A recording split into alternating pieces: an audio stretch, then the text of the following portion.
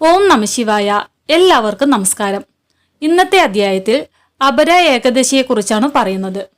നിത്യജീവിതത്തിലെ ദുഃഖ നിവാരണത്തിനും ഈ ജന്മത്തിലോ മുൻ ജന്മങ്ങളിലോ അറിഞ്ഞോ അറിയാതെയോ ചെയ്തു പോയ പാപങ്ങളിൽ നിന്നും മുക്തി നേടുവാനും വിധിയാം വണ്ണം ഏകാദശികൾ അനുഷ്ഠിച്ചാൽ മതിയെന്നാണ് നമ്മുടെ ആചാര്യന്മാരും പുരാണങ്ങളും പറയുന്നത്.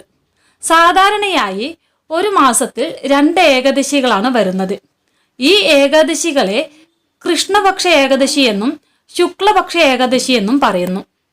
അമാവാസി കഴിഞ്ഞു വരുന്ന 15 നാൾ ശുക്ലപക്ഷമെന്നും പൗർണമിക്ക് ശേഷം വരുന്ന 15 നാൾ കൃഷ്ണപക്ഷമെന്നും അറിയപ്പെടുന്നു. ഇന്നാണ് ശകവർഷം 1946 വൈശാഖ മാസത്തിലെ കൃഷ്ണപക്ഷത്തിലെ 15ാമത് ദിനമാണ് വൈശാഖ മാസത്തിലെ കൃഷ്ണപക്ഷ ഏകാദശിയായ അപര ഏകാദശി.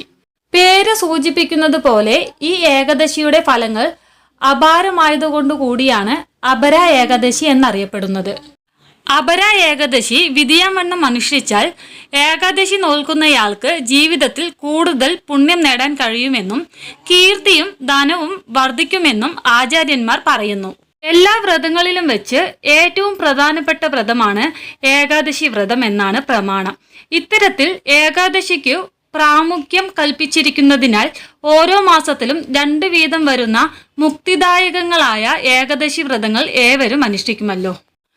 അപര ഏകാദശി നോറ്റ് ഗുരുവായൂർ ഉണ്ണിക്കണ്ണനായി വാഴുന്ന സാക്ഷാൽ വൈകുണ്ഠനാഥന്റെ അനുഗ്രഹവും അതിലൂടെ വൈകുണ്ഠലോക പ്രാപ്തിയും നേടുവാൻ ഏവർക്കും സാധിക്കട്ടെ. ഏവർക്കും ഭക്തിസാന്ദ്രമായ അപര ഏകാദശി ആശംസകൾ നേരുന്നു.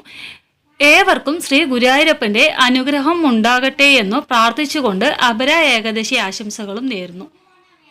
ഹരി ഓം.